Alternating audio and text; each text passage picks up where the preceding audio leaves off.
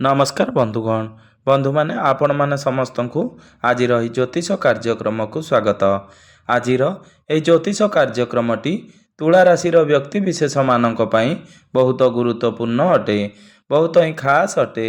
कारण तुला राशि व्यक्ति विशेष मानकर जीवन यही आसवाक थिबा इंग्राजी नववर्ष ठारू संपूर्ण रूप से बदलवाक जाउअछि।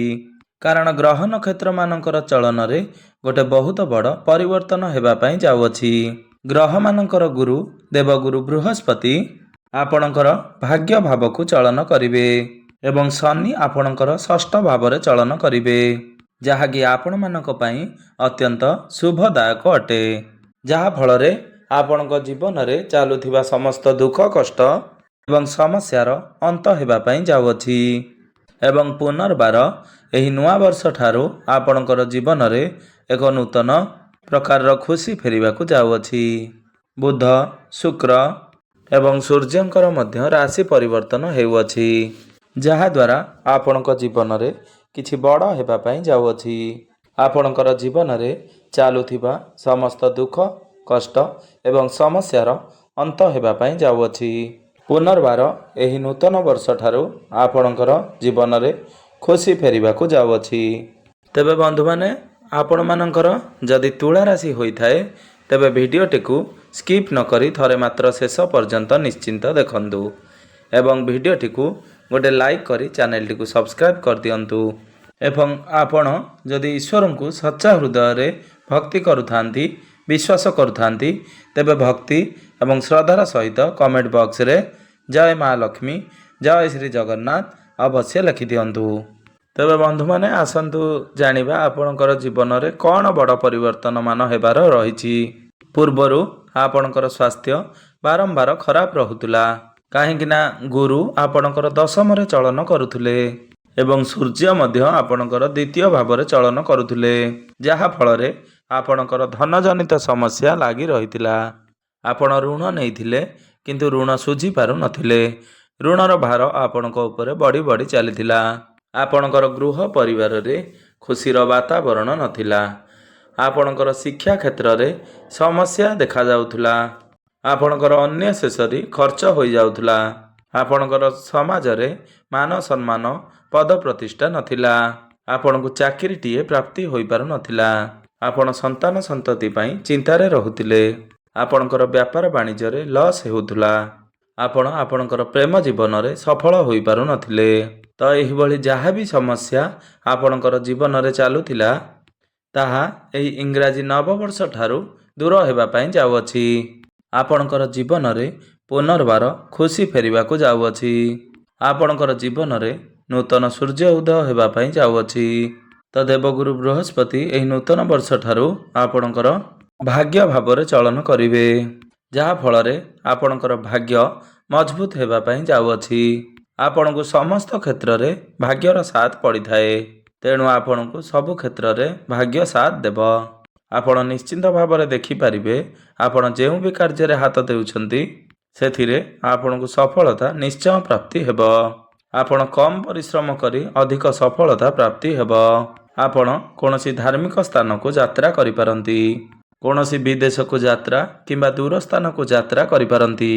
आपणकर कोनोसी धार्मिक कार्य रे आपण टंका किछि खर्च करि पारंती।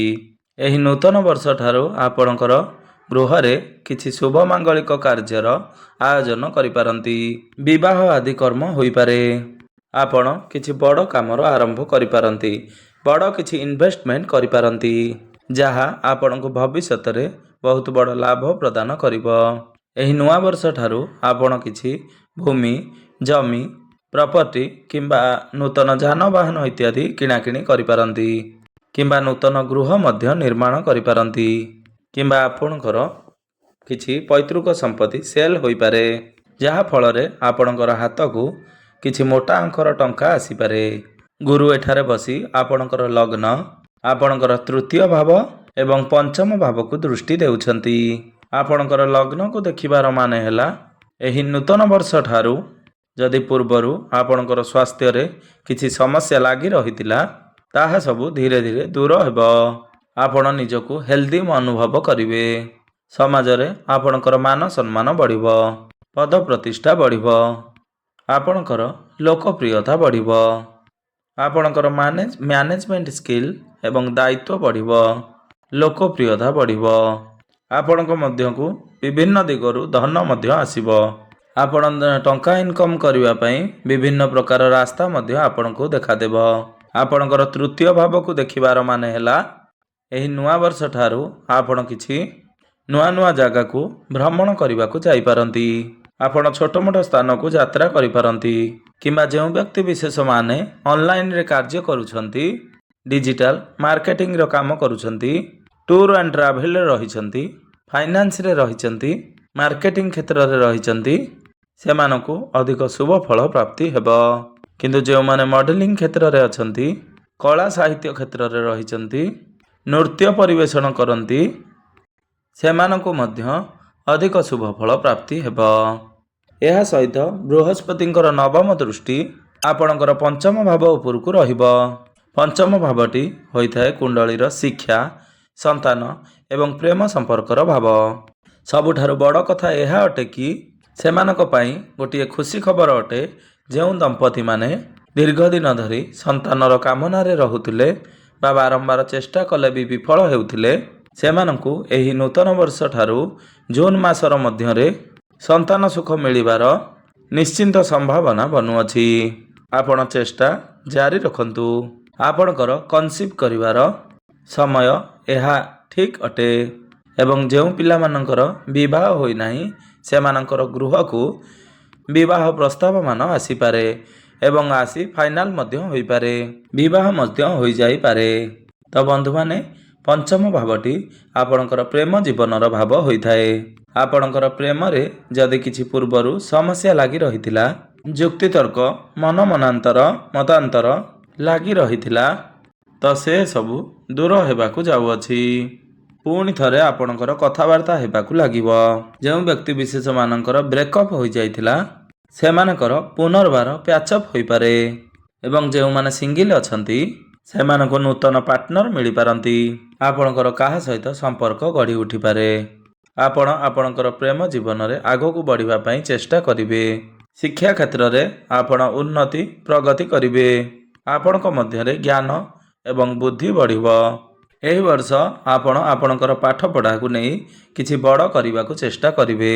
କିନ୍ତୁ ରାହୁ ଆପଣଙ୍କର ପଞ୍ଚମରେ ଥିବାରୁ ସମୟ ସମୟରେ ଆପଣଙ୍କର ମନ ଭ୍ରମିତ ହୋଇପାରେ। ଆପଣ ପାଠପଢ଼ାରେ ମନ ନ ଦେଇ ଅନ୍ୟ ଆଡ଼େ ମନ ଲଗାଇବେ। ତେଣୁ ସେଥିପାଇଁ ଆପଣ ଆପଣଙ୍କର ପାଠପଢ଼ାରେ ଅଧିକ ଫୋକସ୍ ରଖନ୍ତୁ। ତ ନିଶ୍ଚିନ୍ତ ଭାବରେ ଆପଣ ସଫଳତା ପ୍ରାପ୍ତ କରିବେ। ଯେହେତୁ ବୃହସ୍ପତି ନବମରେ ଅଛନ୍ତି, ତ ନବମ ଭାବଟି ଆପଣଙ୍କର ଉଚ୍ଚ ଶିକ୍ଷାର ଭାବ ହୋଇଥାଏ। ଆପଣ ଉଚ୍ଚ ଶିକ୍ଷା କରିବା ପାଇଁ କେଉଁଆଡ଼େ ବାହାରକୁ ଯାଇପାରନ୍ତି। ଆପଣ ଆପଣଙ୍କର ମନ ଚାହୁଁଥିବା କଲେଜରେ ଆଡ଼ମିସନ୍ ହୋଇପାରେ କିମ୍ବା ନୂତନ ବର୍ଷ ଠାରୁ କୌଣସି କମ୍ପିଟେଟିଭ୍ ଏକ୍ଜାମ୍ ରହିଛି, ଆପଣଙ୍କର ଗଭର୍ଣ୍ଣମେଣ୍ଟ ରିଲେଟେଡ୍ କିଛି ଏକ୍ଜାମ୍ ରହିଛି, ତେଣୁ ସେଥିରେ ଆପଣ ଉନ୍ନତି ଏବଂ ପ୍ରଗତି କରିବେ। ଶନି ଆପଣଙ୍କର ଷଷ୍ଠରେ ଗୋଚର କରିବେ, ଯିଏକି ଆପଣଙ୍କ ପାଇଁ ସବୁଠାରୁ ଯୋଗକାରକ ଗ୍ରହ ଅଟନ୍ତି। ତ କୁଣ୍ଡଳୀର ଷଷ୍ଠ ଭାବଟି ରୋଗ, ଋଣ ଏବଂ ଶତ୍ରୁର ଭାବ ହୋଇଥାଏ। ଯଦି ପୂର୍ବରୁ କୌଣସି ବ୍ୟକ୍ତି ଆପଣଙ୍କର କିଛି କ୍ଷତି କରିବାକୁ ଚାହୁଁଥିଲା, ତ ଶନି ଥିବାରୁ ସେଥିପାଇଁ ଆପଣଙ୍କର କେହି କିଛି କ୍ଷତି କରିପାରିନଥିଲେ। ଆପଣଙ୍କୁ ସମସ୍ତ ଶତ୍ରୁମାନଙ୍କ ଠାରୁ ମୁକ୍ତି ମିଳିବ। ପୂର୍ବରୁ ଯଦି ଆପଣ ଧାର କରଜ ବା ଋଣ କରଜ କରି ବୁଡ଼ି ରହିଥିଲେ, ତ ସମସ୍ତ ଋଣ କରଜରୁ ଆପଣଙ୍କୁ ଧୀରେ ଧୀରେ ମୁକ୍ତି ମିଳିବାର ଆରମ୍ଭ କରିବ। ଆପଣ ଯଦି ଲୋନ୍ ନେବାକୁ ଚାହୁଁଥିଲେ, ଆପଣଙ୍କର ଶିକ୍ଷା କ୍ଷେତ୍ରକୁ ନେଇ ହେଉ କିମ୍ବା ବ୍ୟାପାର ବାଣିଜ୍ୟକୁ ନେଇ ହେଉ କିମ୍ବା ଗାଡ଼ି ମଟର କିଣାକିଣି କରିବା ପାଇଁ ହେଉ, ଆପଣଙ୍କୁ ବହୁତ ସହଜରେ ଲୋନ୍ ମଧ୍ୟ ପ୍ରାପ୍ତି ହୋଇଯିବ। ଏବଂ ଶନି ଷଷ୍ଠରେ ଥିବାରୁ ବର୍ଷ ଆରମ୍ଭରୁ ଆପଣଙ୍କୁ କିଛି କମ୍ପିଟିସନରେ ଭାଗ ନେଉଛନ୍ତି ବା ଆପଣ ଖେଳାଖେଳିରେ ଭାଗ ନେଉଛନ୍ତି, ତେବେ ଆପଣଙ୍କୁ ସଫଳତା ନିଶ୍ଚୟ ପ୍ରାପ୍ତି ହେବ। ଏବଂ ଶନି ଏଠାରେ ବସି ଆପଣଙ୍କର ଦ୍ୱାଦଶ ଭାବକୁ ଦୃଷ୍ଟି ଦେଉଛନ୍ତି। ଏହି ବର୍ଷ ଆପଣ ନିଶ୍ଚିନ୍ତ ଭାବରେ ଦୂର ସ୍ଥାନକୁ ଯାତ୍ରା କରିବେ। ଫରେନ୍ ଯିବା ପାଇଁ ଯେଉଁମାନେ ଇଚ୍ଛା କରୁଥିଲେ, ସେମାନେ ଇଚ୍ଛା ପୂରଣ ହେବ। ଯେଉଁମାନେ ମେଡ଼ିକାଲ ଫିଲ୍ଡରେ କାମ କରୁଛନ୍ତି ବା ହସ୍ପିଟାଲରେ କାମ କରୁଛନ୍ତି, ବିଦେଶରେ ରହି କୌଣସି କାମକାର୍ଯ୍ୟ କରୁଛନ୍ତି, ସେମାନଙ୍କୁ ଶୁଭ ଫଳ ପ୍ରାପ୍ତି ହେବ। ଦ୍ୱାଦଶ ଭାବଟି ବ୍ୟୟର ଭାବ ମଧ୍ୟ ହୋଇଥାଏ। ସମୟ ସମୟରେ ଆପଣଙ୍କର ଖର୍ଚ୍ଚ ମଧ୍ୟ ହୋଇପାରେ। ସେଥିପାଇଁ ଆପଣ ଆପଣଙ୍କର ଖର୍ଚ୍ଚ ଉପରେ ନିୟନ୍ତ୍ରଣ ରକ୍ଷା କରନ୍ତୁ। ଏହି ନୂତନ ବର୍ଷ ଠାରୁ ସୂର୍ଯ୍ୟ, ଶୁକ୍ର ଏବଂ ମଙ୍ଗଳ ଆପଣଙ୍କର ତୃତୀୟ ଭାବରେ ଗୋଚର କରିବେ, ଯାହା ଫଳରେ ଆପଣଙ୍କର ସାହସ ଏବଂ ପରାକ୍ରମ ବଢ଼ିବ। ଛୋଟ ଭାଇ ଭଉଣୀମାନଙ୍କ ସହିତ ଆପଣଙ୍କର ସମ୍ପର୍କ ବହୁତ ଭଲ ରହିବ। ଆପଣଙ୍କୁ ପୈତୃକ ସମ୍ପତ୍ତିରୁ ଲାଭ ପ୍ରାପ୍ତି ହେବ। ଆପଣଙ୍କୁ ଗୁପ୍ତ ସ୍ରୋତରୁ ଧନ ପ୍ରାପ୍ତି ହେବ। ଏହି ନୂତନ ବର୍ଷ ଠାରୁ ଆପଣ କିଛି ଗୁପ୍ତ ବିଦ୍ୟା ଅଧ୍ୟୟନ କରିପାରନ୍ତି।